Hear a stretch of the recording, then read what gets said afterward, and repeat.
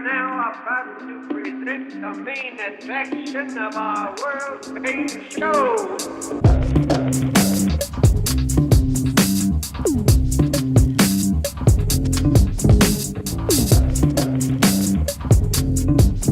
All right, greetings. This is episode 2 of Reign Over Me, the Atlanta Reign podcast. As always, I'm Shy Guy, and I'm joined by my wonderful co-host, Norcetto. How's it going, everybody? I'm doing great. It was a fun weekend with a lot of the community stuff, and I'm ready for Friday to get here. Ready for Thursday to get here, frankly. How have you been? I've been pretty good. I have been trying to play some Apex Legends recently and learning that I am absolutely horrible at that game and should stick to Overwatch. Right? I've been having the exact same experience. It's been rough, and then I go watch streamers play it, and they're just racking up kills, just bodying people. Makes me feel real bad about myself. Yeah. Well, that's why I go back and spend my time in the low SRs and Overwatch, and it makes me feel better.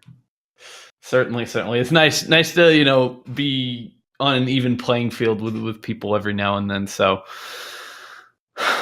let's jump right into it. We've got a few things to cover here today, namely later on in this episode where we're going to get to the main reason we're here, which is to preview the week 1 matchups for the Atlanta Reign.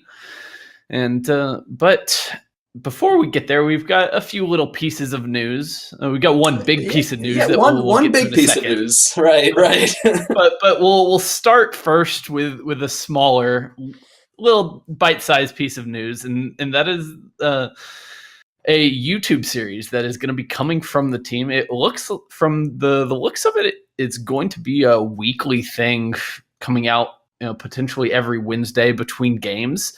It's going to be called Reign Rising, which should be a really cool kind of behind-the-scenes look at the team. Yeah, I'm really looking forward to this. I know that there's been questions with a lot of teams about what kind of content they're going to see from their teams this season, and that was something that I was really hoping for, because a lot of the teams that really had big fan bases and connected with their fans in season 1 were the ones that put in the time and effort to make this great content so that the fans could really feel closer and have insight into what the team goes through. So to know that my team is going to be giving me a lot of that content in a very professional way, as the rest of their video content's been, is really exciting, and I'm really looking forward to it.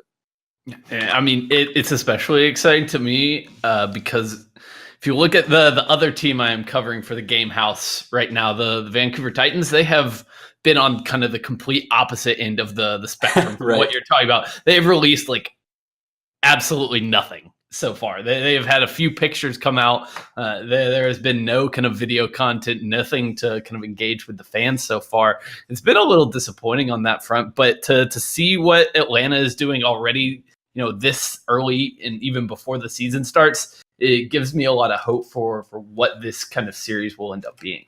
Well, yeah, I mean, and when you have the ownership as Cox Enterprises, which is a telecommunications conglomerate, making sure to put a bunch of stuff into your media it just seems natural, Certainly. I mean, and I think you kind of nailed it right on the head. Is the teams that were kind of the fan favorites throughout season 1 were the teams that were doing this kind of stuff, giving you a little bit of a sneak preview or a sneak peek, kind of behind the scenes with teams.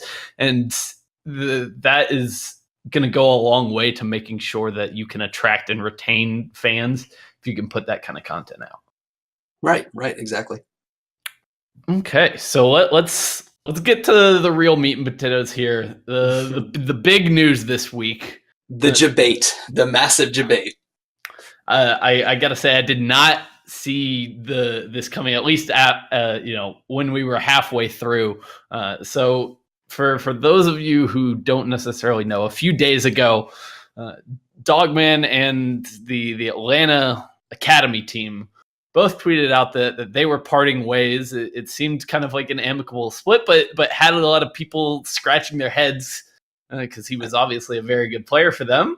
I mean, this was shocking. This was, I mean, their first season, and they hit second place and put a pretty big dent. Like they made the reigning dynasty of Fusion University really have to fight to get that win again. But that was their first season, and people were freaking out. Yeah, this came kind of out of nowhere, and there was a lot of almost outrage from people in the community that this was the guy who got let go from the team, but a few hours later, turns out they were in on it the whole time. We got a video from them showing us that, of course, Dogman has not left the org at all, has in fact moved up to the Overwatch League team and is now a member of the Reign. Yeah, we now have which is really, really funny because our first episode actually came up, I believe, a little bit after this happened, and in our first episode we had recorded it beforehand, so we were talking about the concern behind them only having 2 supports and not having a backup, and then by the time we put it up, the Reign had picked up a backup support. So yeah, I think we even specifically mentioned that Dogman might have been like a mid-season pickup option for them if they needed I think so. Additional players at that position. So we hit the nail on the head there, I gotta say. I'm going to claim that one. We're going to go ahead and claim that. Yeah, we saw the future a little bit. I swear we didn't have inside info or anything because I did not see that coming, at least this soon. I would have expected them to roll into the season. I wasn't expecting any teams to really make signings this close to the season. Right, yeah, and actually, like, as of literally about half an hour ago, as of the recording of right now, there's been a bunch of other news dropping from other teams about last minute pickups. So it's been an exciting last week leading up. Yeah, it has only made it that much more obvious that we still don't have games to watch because everybody is just like at a fever pitch right now. Everybody wants the season to be here, and anytime any little piece of news comes out, like, people lose their minds. Oh man, yeah, and they just actually also had a media day where there's even more interviews that are coming out with people, including the Reign, and it's just people are so hungry for that kind of stuff in the information because we just want to see some games. Yeah, I think you can tell that everyone is ready, especially the expansion teams and their fans are pumped to just see their team for the first time. I am definitely included in that crowd right now when it comes to Atlanta. Well, see their team for the first time when they're actually playing the game. Well, yeah, that actually works as a very good transition for us to talk about what went down this weekend. And continuing through to today and the next couple of days, or the next day, with the community countdown. Right, which this has been a little bit of a strange event with how it was handled because in season 1 we got the preseason, which was actual games on stage, exhibition games. They didn't mean anything. It was just the first time that you get to see the players and everyone had to play. It was basically a test to make sure everything would fire without a hitch. Because if anything messed up, it wasn't a big deal. It was just preseason. And this year, they kind of passed off a lot of the spectating to community streamers, which was good in a way. But you could tell it was more of a, hey, we know the cameras work. Let's just focus on the gameplay. And then, some strange things kind of happened with the team scrims. You wanna jump in on that, Brad?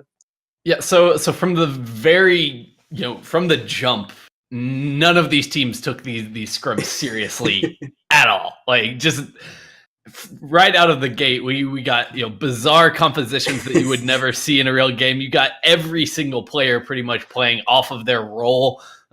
So it could have been a very fun event, but it kind of turned into just a meme show the entire time. Like, nobody was really even trying. There were players kind of like dancing on and off the point, not trying to actually play the game, even within kind of the ridiculous stuff they were doing. And it kind of turned into a problem for Blizzard. I'm like 90% sure that one of the teams I saw going in on offense with a Bastion, a Symmetra, and a Torb. Every team played Torb, first off. Yeah. Well, no one played Tor more or better than our man DeFran. And it was actually impressive to see, I'm not going to lie. Like, yeah, we played a essentially goats, except with Torb, and none of the players were actually playing the correct role.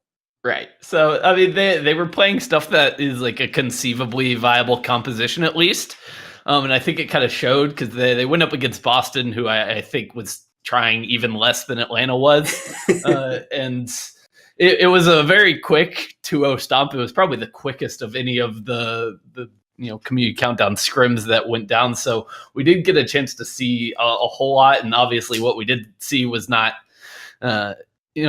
Much that you could take away from that. Kodak could always sub in and play Reinhardt. That's what I picked up from this past weekend. True. Our players are very, very flexible. So, that's a good thing to have in our back pocket. If at some point in the future Overwatch League decides to become a Mystery Heroes League. Yeah, exactly. Like, and actually, Mystery Heroes is what it turned into because Blizzard officially swooped in and they said we're no longer doing just team scrims. This is just Mystery Heroes. Nate Nanzer was not happy with the situation, and yeah, I mean the issue comes down like if we haven't really said it about none of the teams really want to expose how they play the game when it doesn't matter or benefit them at all. So yeah, it's this kind of there's this gridlock between the people who are running the league and what they wanted to show and the people who are playing and wanting to hold the cards close to their chest. So yeah, it was a little crazy, but and it got a little memey, but with the expectations kind of adjusted once everything started, it was fun for a watch. Yeah, it was absolutely fine, and the decision to go to Mystery Heroes, I think, was the right one at the end of the day. It made it a little bit less kind of obvious the shenanigans that were going on. So that was ultimately a good decision. But at the end of the day, kind of as you said, the league wasn't necessarily taking this hyper seriously. They didn't roll out the huge production crew, so I don't think the teams really took it very seriously either, and that's kind of to be expected. And there's arguments both ways on both sides is what it comes down to. There really are. I've seen a lot of the arguments and they all kind of make sense. Where you fall is kind of a matter of opinion in a lot of ways and what I've been reading. Yeah, I don't think we will be seeing anything quite like this in the future going forward. I think hopefully the league will learn its lesson from this and at least make some changes to kind of the format of how they do this in the future. But it was some fun things going on. I did somewhat enjoy the 1v1s that we got yesterday. Those were good. In particular, the Ana ones I thought actually turned out very, very well. The Ana paintball matchups. We had our very own Masa going up against IDK, and those he did end up falling, but neither of those players are actually Ana players. So I'm not taking too much stock in that. But those kind of little events like that I think are good because you change up the format. You don't pretend like this is gonna be a real like Overwatch game. Right. The expectations are right in line with what we actually got. And yeah, and again, it's all just for fun to the point where IDK at one point pulled out the beach ball emote and he got picked off. And it's just like it's just for fun, and it was fun to watch. And we will say that as we are recording right now, actually, I think in the next 30 minutes or so, Atlanta is going up against Chengdu in Capture the Flag. So if maybe that Capture the Flag is your thing. Yeah, if that's your thing, go for it. It's not really my thing. I can hold out another couple of days till we get to the good stuff. Oh, I don't know if I can. I might watch it anyway. Okay. Well, now let's get to the real reason why we're here, which is the reason we will be here every week. Yes, in the future we'll have some more serious breakdowns of games that have actually happened in the past. But for this week, all we've got is to look forward, look to the future for Atlanta's Week 1 matchups, going up against Florida Mayhem on Friday, and then Philadelphia Fusion on Sunday. Why don't we start with Florida? Yeah, well, Florida looks is looking a lot different than season 1. Like so season 1, they came in and they had a European squad. It was mostly I want to say I think they were Swedish with a couple people from Finland, and of course Mr. Logix. and they did not do well. They were the second to last in the season, so they pretty much got completely replaced with a pretty much completely Korean squad.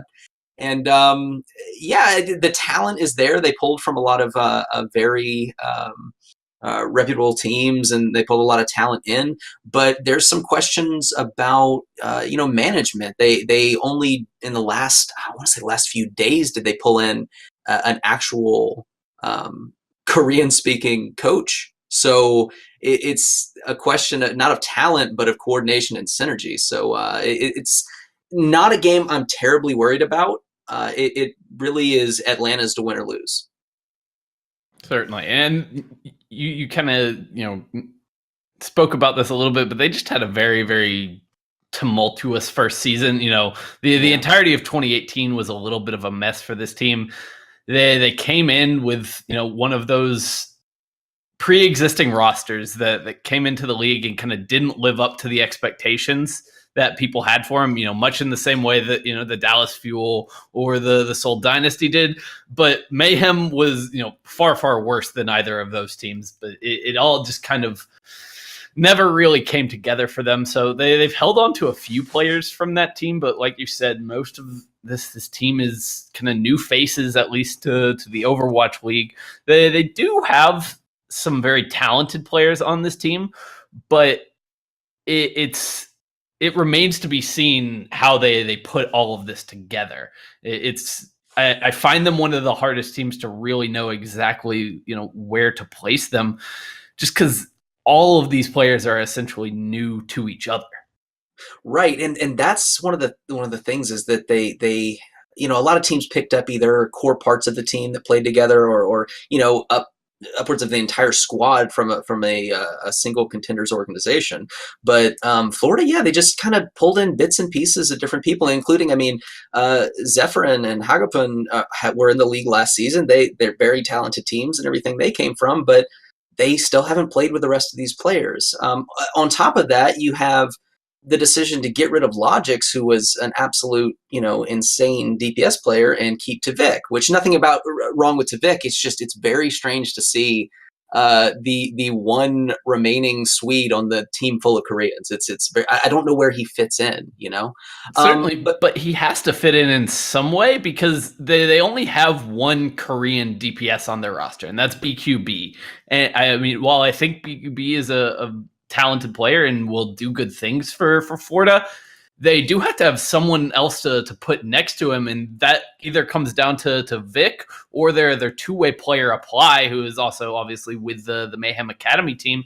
So, in some way, this is not going to be an entirely Korean roster when you put it out on the stage, which is very interesting. Although you do have Saya player, so I guess they could go with a full Korean roster, but they don't have a flex DPS to go with him other than Tavik, and it's just strange to me that they have decided to go in the direction of almost all Koreans, but still hang on to these couple of Western players.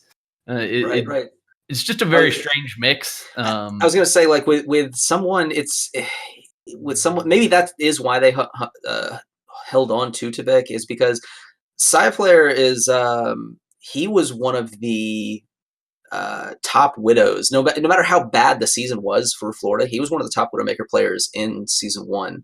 I think he had the highest accuracy for highest crit accuracy, highest just regular shot accuracy, I think, and honestly the lowest shots taken. But we're not in a meta that really supports Widowmaker picks, and you can rely on his tracking and maybe put him on a Zarya in a Goats comp, but maybe there's a little more flexibility than we know about in Tavik's back pocket. I don't know, but I expect to see BQB and Saya player out there. We may see Apply, and maybe Tavik will surprise me. Yeah, it's just a strange situation. I don't think anyone really knows exactly what to expect from them. Most power rankings have them way down towards the bottom of their lists, and I tend to kind of feel the same way, at least until this team is able to kind of prove to me that they have overcome the problems that they had last season. Well, yeah, agreed. And the only real saving grace that I think for this team is besides the reset of roster is going to be that I did mention they picked up a Korean coach in the last few days, and that is who is the former coach with Lucky Future Zenith, I believe, and he had a very, very successful run with them. That's the team that Urster came from, and we're expecting huge things from him. So maybe he's able to put things together. He seems to be a very, very solid coach. So yeah, let's see where that goes. And on the note of the coaching staffs as well, they also moved S&T from who was their main tank last year, played at the time under the name Awesome Guy, but has since changed his name, and now the team has kind of moved him into a player coach role. Right. Which is very fascinating. He's still on the roster as a substitute behind Swan, who's going to be taking over main tank duties for the team. But that kind of position is more or less unprecedented in the Overwatch League. Although you could count Grim Realities last year, who got moved from a player directly to a coach role. But right. If he actually ends up seeing time on the stage, that is a very interesting dynamic. Right. Yeah. Agreed. We did see, like you said, Grim Realities. We saw in the offseason, Clockwork got moved up in the Outlaws. And last year it wasn't official, but I know that Swoosh was kind of a player coach behind the scenes without it really being public. Again, amongst tumultuous times for the Mayhem. But yeah, it's just a really interesting situation with their roster. I would love to hear the arguments behind everything. The one sleeper person on their team that I want to just really get behind, though, is Bare Hands, who is one of the managers there, and I really like the guy. I think I had a lot of faith in what he could put together. So, but it looks strange, man. It looks strange. Yeah. Bare Hands actually ended up in like an assistant general manager / like scouting position with them, which Right. I think is just like crazy that is the job that he lands in the Overwatch League after what he did last year. Like, he brought New York Excelsior, the best team in the league, together last year. Obviously they were like already mostly together as the core of LW Blue before that, but he was the one who went out and scouted that team, added Jonak, and to say that like he is not a full-blown general manager in this league right now is kind of baffling to me.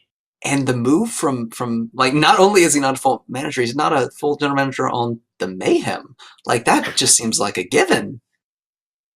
Yeah, maybe he has that title, whereas the GM could be a bit more of kind of a business role within their organization. He might be the one who's making all of the Overwatch decisions at this point, but he was brought in after they had already assembled this roster. It's not like he was really involved for the most part in terms of picking the players that wound up here. So, as far as to what his influence will be on the team, we might not have the answer to that until mid-season if we see them go pick up more players. If things go south again, do they do what they did last year and just go, drop some of their players, add a bunch more? It's kind of hard to say at this point. Yeah, absolutely. But I think that's kind of pretty much everything I have on that team. What do you? If you don't have anything else, I was going to ask what your prediction for the score is going to be. If I have to give a prediction for this one, it's probably going to be, I think, a 3-2 in favor of Atlanta. I do really think these teams are pretty close. Atlanta, for me, has much more like upside, obviously, than the Mayhem. I think the individual players have more talent on the Reign, but until we see these teams on the stage, it's hard for me to say that one expansion team is necessarily going to be a whole lot better than another that is like essentially an expansion team at this point with all new players. That's fair. That's completely fair. I think with the potential communications issues that Atlanta has up against Florida's potential management issues. Really kind of still makes me lean more towards Atlanta. And obviously, I'm going to be a little bit biased. I've looked into the Atlanta roster a lot more. But I do think we will probably drop a map, but I think we'll take it 3-1 favor Atlanta. And I think that would kind of be the consensus going into this, is that Atlanta will take this, but it's not. I don't think we're going to see a 4-0 right out of the gates from our boys. They'll need some time to adjust to the league, and this is a good game. This is a great game to get started on, as long as you can win it. If you lose your first game to a team that's a little bit weaker, that's not exactly what you want. You don't want to be dropping games against the lower half of the league for the most part, but it could give them a chance to get off to a very good start, and I think they'll need it, especially considering who their second opponent for the week is. Oh yeah, now when we get to Sunday, that's when the fun really begins. This is going to be the real kind of measuring stick for the Atlanta Reign early on into the season. Like, we will know immediately kind of how good this team really is, like in the present moment. Obviously, they will have a lot of time to gel and come together, but the Philadelphia Fusion are one of the teams that I think are kind of going to set the bar for this season. Absolutely, and they're coming in off of placing second in season 1. They are essentially the Atlanta Reign's big brother that was here a year earlier when it comes to diversity of roster. It's something that I think they were the case study on to really see, if you could have a super diverse roster and succeed with it. And the answer is a resounding yes. And it's going to be whether or not Atlanta can really perfect that over what Philly did in season 1.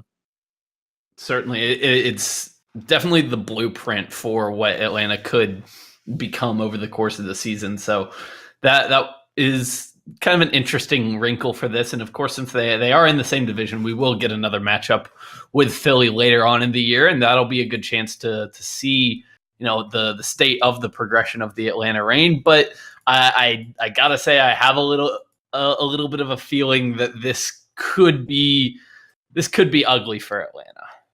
It could be very rough. It really depends. What to be looking for is, or what to look out for earlier in the week is how Atlanta plays against the Mayhem. But one of the biggest matches that starts the entire season off is a just all-out grudge match between Philly and London, and that's going to be our chance to see how this team's doing compared to how they were doing at the end of last year. And it's going to ride a lot on that. It's going to rely on which team can really pull it together.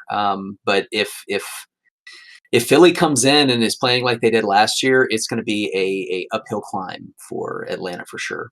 Right, because the kind of peak that they reached towards the end of the season, what allowed them to knock off NYXL in the playoffs was them kind of finally starting to figure themselves out a little bit more than they had throughout the season. They were one of those teams that just struggled all year with inconsistency. It wasn't that they were a bad team. It was just that they, had these peaks and valleys over the course of the year where, 1 week they would look incredible. The next they were just not quite there. But now they've had a full off season to work with. They had that postseason run kind of under their belt. And I think they will have a lot of those inconsistency issues kind of figured out, and that will make them a very dangerous team coming into this year, especially when you look at, last year, their main tank situation was a little bit up in the air all year with Sato suspended for much of the season, and now he will have had the time to be with the team, built up that synergy with Poco, with Carpe, with Ikuo, with the rest of the stars on this team, and I think it could be very, very scary. It could be. There's a couple questions, like they actually ended up losing Hotba and he went over to the Charge. So the question becomes, who is going to be the tank line? Are we going to be seeing that Fraggy Poco combo again, or is it going to be Sato and either one of the other ones, or are they sticking with a 3-tank comp? Are they banking on goats, and those 3 are going to be the ones who play the tanks? It's a question there. The other one is whether or not they brought Elk up to a 2-way player, and he performs he was fantastic in contenders for Fusion University, and whether or not he's going to get a chance to play, or if it's going to remain on the performances of Boombox and Neptuno. Certainly, I mean, I think, if there is one of those that he's gonna replace, it would be Neptuno, since they're the 2 main supports on the roster. Boombox is the only one that's like the flex support, plays the Zenyatta primarily for them. But I can't say I necessarily see it. And I think the fact that he got a 2-way player distinction rather than being signed to the roster outright kind of gives you a little bit of an idea of what they plan for him. Maybe more of a just in case. Yeah, I mean, and it could be another situation like last year, like perhaps this year with Snillo, where he doesn't see a lot of time on the stage. He is very kind of situationally used in situations where the composition kind of demands it. The only times we really saw Snillo last year was when they wanted to run Tracer and Widowmaker at the same time. They let Snillo free, let him go crazy on Tracer. Carpe would stick with the Widow. And perhaps you could see that if for some reason you see compositions where you want to run like Lucio Mercy, if something like happens in the meta where that becomes a thing. Maybe you could see stuff like that, but I can't say I anticipate either Neptuno or Boombox coming out of the lineup too much. Right. Yeah. No, and that makes complete sense. It's more of a similar situation that we had with Atlanta, where there's just 2 supports, and they need someone backing them up, because this is a similar situation where there's kind of 3 in each role. So they have those 9 players here that so they can rotate out if needed. Right. And I think this game in particular will be such a really great test for all of the members of the Reign kind of individually, especially on the DPS side of things. Erster and Defran, I think, are going to be a monster duo, but Carpe and EQO is the single best like DPS duo in the league. I don't think that's a hot take, really. No, I would not disagree. I think the key here for Atlanta, if it comes out that Philly is as strong as they are last year, because like you said, it took them a little while to get rolling, and that's a lot of concern that people have had about Atlanta is with the international roster. It's going to take a little while for them to work out the kinks and really get to understand and know each other. It's like a green deck, so it takes a little while to start setting up. But the problem is going to be, Philly has that ahead of us, and if Atlanta can pull that together, the things we do have, though, our win condition here is the fact that our tank core does have that synergy. We have Daco and Pokpo that have played together a lot, and it's going into this again questionable tank combination without Hotba. So that is a chance to give maybe Defran and Erster more room to work around this phenomenal DPS line that is Carpe and EQO. And one other thing I will note that is kind of a tick in the box of the Atlanta Reign going into this game is, both of these teams playing twice in week 1, but obviously Atlanta, this is the bigger of their 2 matchups. This is the one where I think, more of their preparation, more of their resources are probably going into prepping for the Philadelphia Fusion rather than the Florida Mayhem. When you flip it, Philly is almost definitely going to be spending way more time, wanting to get revenge perhaps a little bit for their finals lost up against London. So their attention is divided, and it is divided in such a way that the Reign are not kind of their primary focus this week. That being said, they have had, months and months to get ready for this first game. So that might, not necessarily matter all that much, but it's something. I think more importantly, and just like I hadn't really given that a ton of thought, but you're absolutely right. But I think more importantly, because of what you're saying, because they've had all this time to practice, think about how we were talking about the community countdown and how the teams did not want to play because they wanted to keep all of their strategies close to the chest. They didn't want to show them off. Well, we get to see Philly giving everything they have to try to beat the Spitfire. We get to see the thing that they've been trying to hide by not playing actual scrims and anything like that. Whereas hopefully, coming from an Atlanta fan perspective, we do not have to give our all to beat a scattered Florida team, and we can maybe hold on to some tricks for that Sunday game against the Fusion, knowing what they're going to be bringing to the table. Yeah. I mean, this is kind of the time to be able to break out those kind of plays. Week one is the time where teams don't have any game tape on you yet. They don't have anything kind of prepared specifically for your team necessarily. So this is the time where I think you can kind of catch someone really, really off guard. If you've got something in your back pocket that say, maybe you've come up with a counter goat strat that really, really works for your team, you can break that out in a pinch, and it could be much more effective than maybe it will be 2-3 weeks down the line. Yeah, exactly. But okay, So I mean, that's about all I really have about the Fusion. I think it's going to be an uphill climb. I think that there's going to be a few things on their side that we are definitely going to have to exploit, and I think it's going to just come down to who has learned to synergize the most. So if Atlanta has overcome that in the offseason, or if it's going to take a couple weeks, maybe a stage even to really start feeling comfortable with one another. All right, so let's just do predictions on this one. Give me some numbers. Where do you see this game going? All right, this is one, because of the reasons we talked about, that I could honestly see it falling either way. And because of the bias, I'm going to say it's definitely going to make a game 5, and we're going to go 3-2 in favor of Atlanta. This is an optimist bet, though. This is an optimist bet. We haven't seen. The only reason I'm comfortable doing this is because this is week 1, and we haven't seen either team play before. That's true. Anything can happen in week 1. Absolutely, anything could happen. If you think back to last year's week 1, we saw games that go completely different directions from what we expected. The kind of preconceived notions that people had got upended right off the bat. So that could absolutely happen in season 2 as well. I can already tell, this is the dynamic of the podcast going forward. You're going to be the optimist for Atlanta, always eternally expecting good things, and I'm going to have to bring things back to earth. I do think this is probably going in the direction of Philly, and I'll put a 3-1 score on it. I think Atlanta, at the very least, will be able to get a map.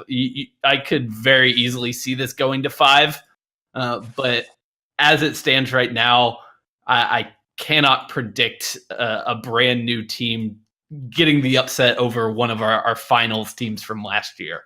That's absolutely fair. And yes, I probably will need to be grounded. So I'm glad I have someone to do that for me. I don't know if you've seen me on my videos, just me sitting around, just like laughing about the rain stuff, and I have no one to really, tether me to the earth. So it's good to be a little grounded. But yeah, it's if we get 4-0'd, I mean, we're not going to. But if we get 4-0'd, I can throw my hands up and say, it was week 1. I didn't know any better. But if this was like 3 or 4 weeks down the line, and there'd been some questionable stuff, I'd feel a little bit worse about making this prediction. But you know what? It's week 1. I'm going to go the optimist route. I'm going to say that, and get this, the optimist route, being really optimistic, is 5 games and we barely win. So I understand that Philly.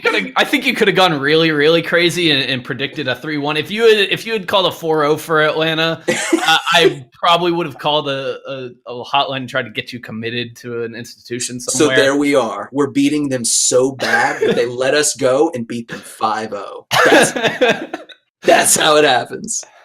Well, we'll see if Atlanta can pull it off. Of course, that is what I'm hoping for, because if for no other reason, then it would just throw everybody for a loop. at that point, if Atlanta can pull off an upset against Philly in week 1, we can kind of throw everything we know about both of those teams kind of right out the window, I think. And anything is on the table at that point. So I'm cheering for chaos to a certain extent. Enough. Team Chaos. That's always a good team to root for in any sport. But yeah, I mean, come on, man. We got solid tank line. We got some of the best DPS ever. DeFran's going to pop off, and we got Brad from who's already been in the Overwatch League. He's learned so much. Believe in the rain. You've almost convinced me. I'll keep convinced me. Yeah, we'll get there eventually. Give me a couple wins under my belt, and I'm going to be right there with you. 4-0s all the way. But that is. Right, but if we start losing, you have to console me. So for sure, I'll be there with a shoulder to cry on. I appreciate it. But that is gonna do it for us here at episode 2. Thank you so much for joining. And while we are still here, I do want to just say thank you to anyone who listened to our first episode.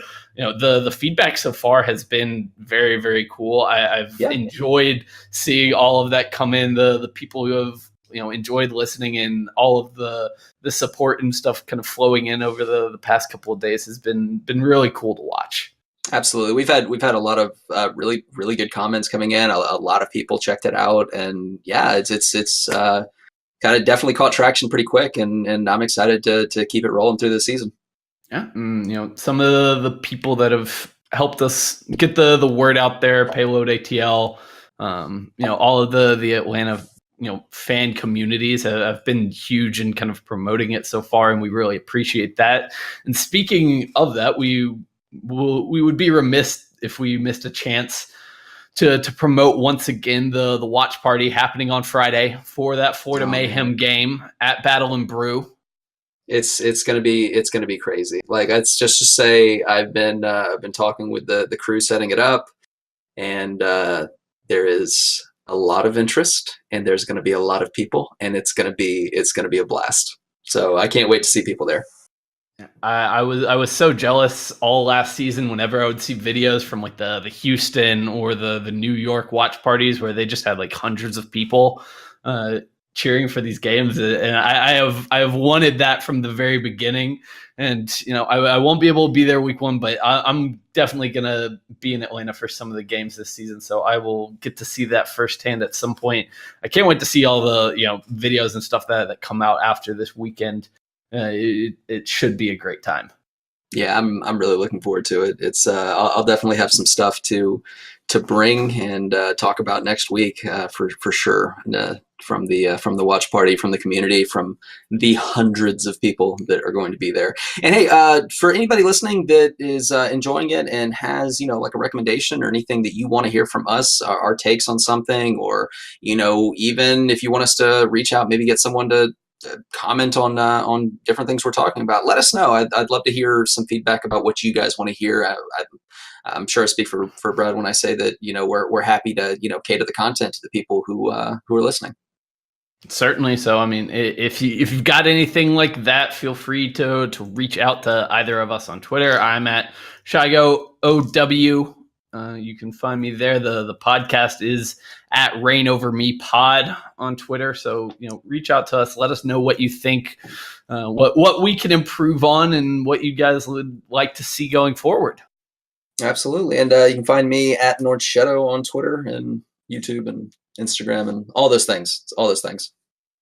All right. So thank you for joining us, and have a wonderful week. We will see you guys in 1 week's time with some actual games to talk about. I cannot wait. Let it rain, everybody. I want to play you another one. Really? Yes. Really? Yes. Yes. Yes. I want to play you another one. Really?